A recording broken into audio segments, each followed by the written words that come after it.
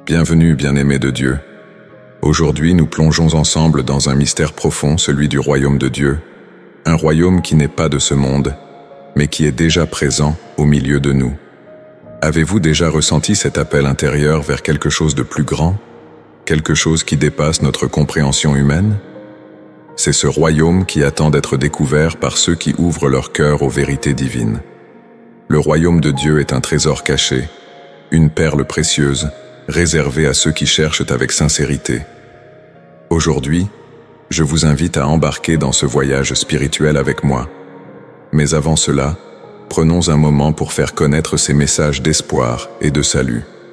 Si vous n'êtes pas encore abonné, je vous invite à cliquer sur s'abonner et à activer la cloche pour ne manquer aucune des révélations que Dieu a pour vous. Chaque commentaire, chaque partage est un moyen de propager la lumière de Dieu dans ce monde. Ensemble, nous pouvons toucher des vies et faire briller sa vérité. Et ne partez pas, car à la fin de cette vidéo, nous nous unirons dans une prière puissante, une prière qui peut transformer votre vie. Ne ratez pas cette occasion de recevoir la grâce et la paix divine. Qu'est-ce que le royaume de Dieu pour toi? Est-ce un lieu caché dans les hauteurs célestes ou une simple idée abstraite? Le royaume de Dieu dépasse tout ce que nous pouvons toucher, voir ou posséder dans ce monde.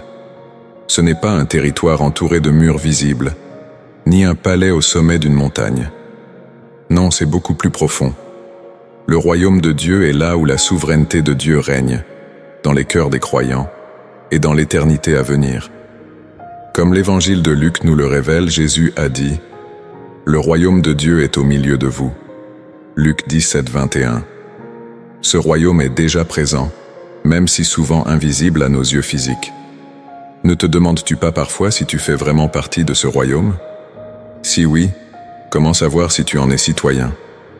Le royaume de Dieu commence dans ton cœur, lorsque tu places ta foi en lui, et que tu laisses son amour et sa vérité diriger chaque partie de ta vie. Cherchez d'abord le royaume de Dieu et sa justice. Matthieu 6, 33 nous enseigne l'évangile de Matthieu. Mais comment faire cela dans un monde rempli de distractions et de tentations? As-tu réellement fait de ce royaume ta priorité? Laissons cette question résonner en nous alors que nous continuons notre quête pour comprendre pleinement ce mystère divin. Pourquoi Jésus choisit-il de parler en parabole? As-tu déjà réfléchi à cela? Il aurait pu simplement expliquer tout directement, mais à la place, il cache la vérité dans des histoires simples. Est-ce que tu comprends pourquoi? C'est parce que les paraboles ne sont pas simplement des histoires pour divertir ou illustrer. Elles sont des clés qui ouvrent les portes des mystères du royaume de Dieu. Pour ceux qui ont faim et soif de la vérité, les paraboles révèlent des trésors cachés, mais pour ceux qui écoutent sans chercher à comprendre, elles restent des énigmes. Dans l'évangile de Matthieu, Jésus dit « Parce qu'il vous a été donné de connaître les mystères du royaume des cieux, mais cela ne leur a pas été donné. » Matthieu 13, 11. Les paraboles sont comme des voiles, invitant les disciples à regarder plus profondément, à chercher au-delà de l'évidence. C'est une invitation à s'engager, à ouvrir son cœur pour recevoir ce que Dieu veut vraiment nous révéler. Prends la parabole du semeur, Matthieu 13, 1, 23, par exemple. Que symbolise la semence pour toi? Et ce sol rocailleux, ces épines? Comment ces images simples peuvent-elles nous parler de notre propre vie spirituelle?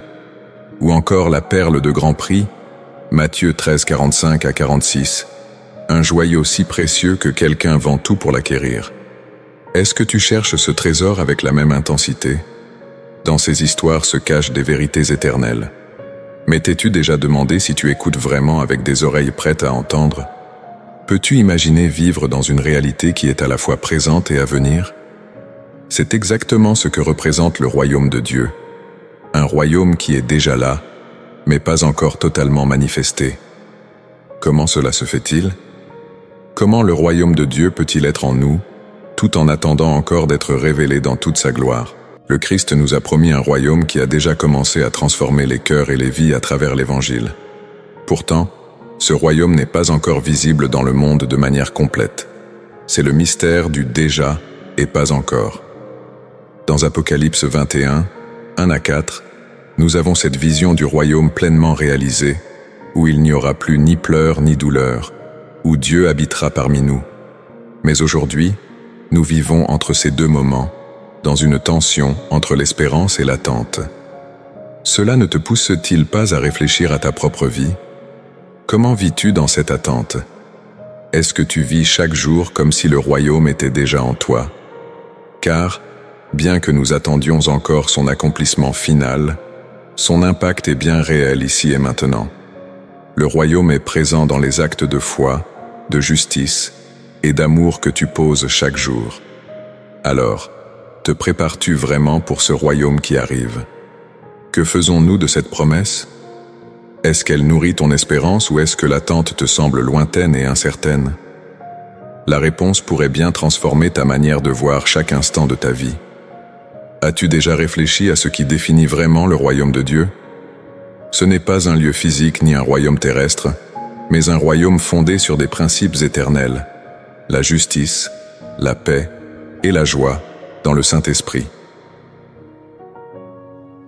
Romains 14, 17 nous rappelle que le royaume de Dieu, ce n'est pas manger et boire, mais justice, paix et joie dans le Saint-Esprit.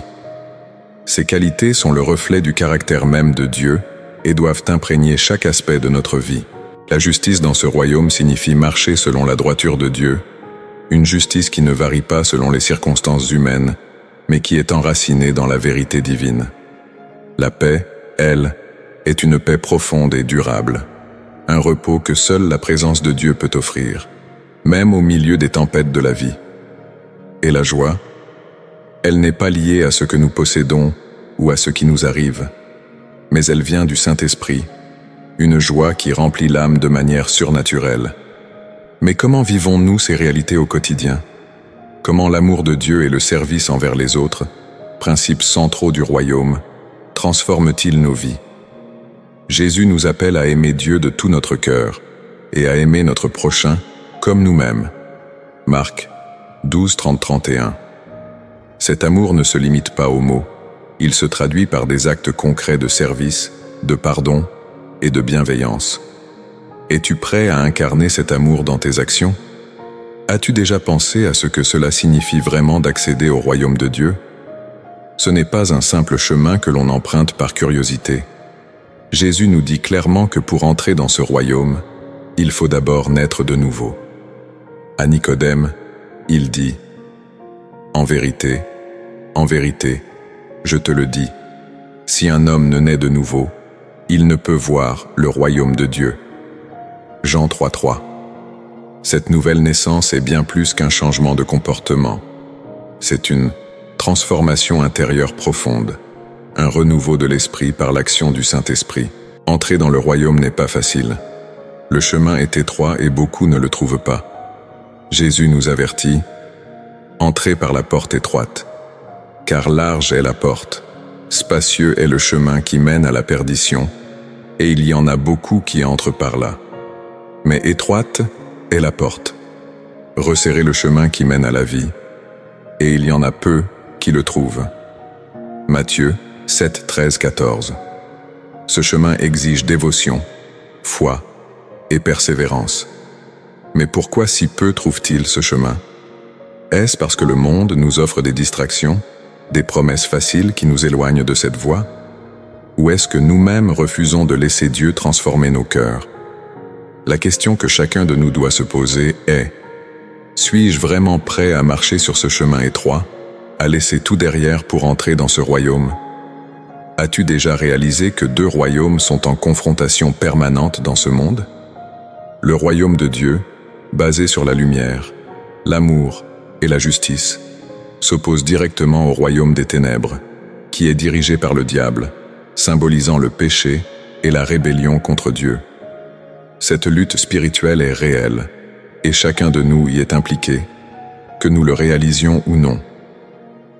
L'apôtre Paul nous rappelle que Dieu nous a délivrés de la puissance des ténèbres et nous a transportés dans le royaume de son Fils bien-aimé. Colossiens 1, 13, 14. Ce combat n'est pas une simple allégorie. Le royaume des ténèbres cherche à aveugler, à détourner les cœurs et à nous enfermer dans le péché.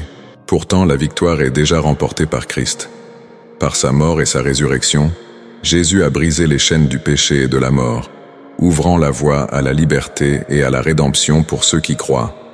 Sa victoire n'est pas symbolique, elle est totale, et elle nous donne la force de résister aux forces du mal. Mais quelle place ce combat spirituel a-t-il dans ta propre vie? Est-ce que tu vis cette victoire, ou est-ce que tu te sens encore pris dans les pièges de ce monde? La victoire de Christ est là pour toi, elle est offerte à chacun de ses disciples. Es-tu prêt à revêtir cette victoire chaque jour pour marcher dans la lumière de son royaume? Qu'est-ce qui fait de toi un citoyen du royaume de Dieu? Être citoyen de ce royaume n'est pas lié à une nationalité ou à un passeport. Ce n'est pas une appartenance terrestre, mais une appartenance céleste, réservée à ceux qui ont mis leur foi en Christ. L'apôtre Paul déclare dans Philippiens 3:20 « Nous sommes citoyens des cieux, d'où nous attendons aussi comme sauveur le Seigneur Jésus-Christ. » Cela signifie que, bien que nous vivions encore ici sur terre, notre véritable identité est ancrée dans le royaume de Dieu. En tant que citoyens de ce royaume, nous avons des responsabilités. Jésus nous appelle à vivre selon les principes du royaume: l'amour, la miséricorde, la foi et le témoignage. Nous sommes la lumière du monde, un phare pour ceux qui cherchent la vérité. Matthieu 5:14-16 nous rappelle que nous ne devons pas cacher cette lumière, mais au contraire, la laisser briller pour que les autres puissent voir les bonnes œuvres que Dieu fait à travers nous. Être citoyen du royaume, c'est vivre une vie qui reflète la nature de Dieu. C'est aimer les autres comme Christ nous a aimés, offrir la miséricorde à ceux qui en ont besoin, et marcher dans la foi, même lorsque le chemin semble difficile. C'est aussi témoigner du royaume à ceux qui ne le connaissent pas encore, en vivant d'une manière qui fait écho à la présence du roi. As-tu déjà imaginé ce que sera le jour où Christ reviendra pour établir son royaume dans toute sa gloire? Ce n'est pas une simple promesse éloignée, mais une réalité future que Jésus lui-même a annoncée. Dans Apocalypse 11h15, il est écrit « Le royaume du monde est remis à notre Seigneur et à son Christ, et il régnera au siècle des siècles. » À ce moment, le royaume de Dieu, déjà présent spirituellement, deviendra visible et régnera pleinement sur toutes les nations, pour l'éternité. Ce retour glorieux de Jésus marquera aussi le temps du jugement dernier. Matthieu 25:31-46 nous décrit comment Christ, dans sa gloire, séparera les justes des injustes. Ce sera un moment décisif, où ceux qui auront suivi ses enseignements entreront dans la vie éternelle, tandis que ceux qui auront rejeté la vérité seront condamnés. Ce jugement sera l'ultime séparation entre lumière et ténèbres, et ouvrira la voie à la création d'un nouveau ciel et d'une nouvelle terre, où Dieu habitera parmi son peuple. C'est un événement qui change tout. Le retour de Christ est l'accomplissement final du royaume de Dieu, le moment où toutes les promesses seront réalisées. Pour chaque croyant, cette espérance est un ancrage puissant, une anticipation de la gloire à venir et de la vie éternelle dans la présence de Dieu. As-tu déjà réfléchi à la signification des miracles de Jésus dans le contexte du royaume de Dieu? Chaque guérison, exorcisme et résurrection qu'il a accompli ne sont pas seulement des événements extraordinaires, mais des signes puissants, attestant de la présence et du pouvoir du royaume. Jésus lui-même déclare dans Matthieu 12:28 « Si c'est par l'Esprit de Dieu que je chasse les démons, le royaume de Dieu est donc venu jusqu'à vous. » Ces miracles révèlent que le royaume n'est pas distant, mais qu'il agit ici et maintenant, offrant un avant-goût de la restauration totale qui viendra. Les miracles de Jésus démontrent également sa compassion. Il ne guérissait pas seulement pour prouver son pouvoir, mais par amour pour ceux qui souffraient. Il a vu la douleur et la détresse des gens et a répondu par des actions concrètes. Cela nous amène à réfléchir à notre propre foi. Souvent, les miracles sont intimement liés à la foi des individus. Jésus a dit à ceux qu'il a guéris « Ta foi t'a sauvé » Luc 17:19. Comment cela s'applique-t-il à notre vie aujourd'hui? La foi joue un rôle essentiel dans notre relation avec Dieu. En nous tournant vers lui avec confiance, nous ouvrons la porte à son action dans nos vies. Les miracles ne sont pas seulement des récits du passé, mais des invitations à croire et à expérimenter le pouvoir de Dieu dans nos propres circonstances. Cherches-tu vraiment à comprendre et à expérimenter le royaume de Dieu dans ta vie quotidienne? Jésus nous exhorte dans Matthieu 6,33 « Cherchez d'abord le royaume de Dieu et sa justice, et toutes ces choses vous seront données par-dessus. » Cette invitation n'est pas seulement un appel à la recherche intellectuelle, mais un appel à une quête spirituelle profonde. Rechercher le royaume signifie aligner nos priorités sur ce qui est éternel et divin, plutôt que sur les préoccupations temporaires de ce monde. La prière joue un rôle crucial dans cette recherche. Dans la prière du Notre Père, nous demandons « Que ton règne vienne ». Cette demande n'est pas simplement une formule, mais un cri du cœur pour l'avènement complet du royaume de Dieu dans nos vies et dans le monde.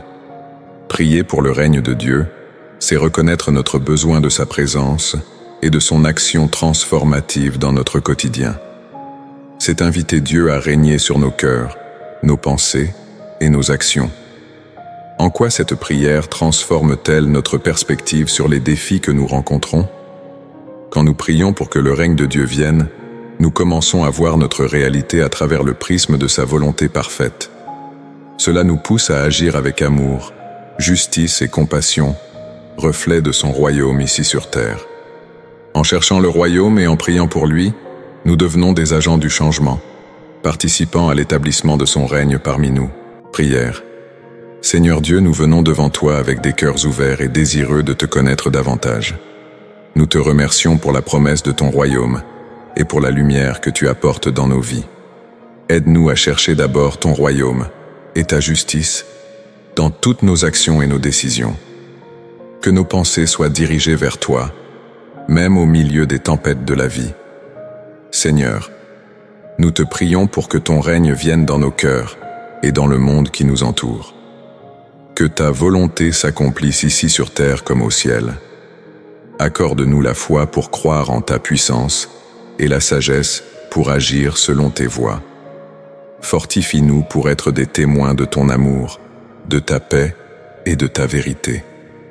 Que chaque jour nous puissions refléter ton royaume et inviter les autres à découvrir la beauté de ta présence. Amen.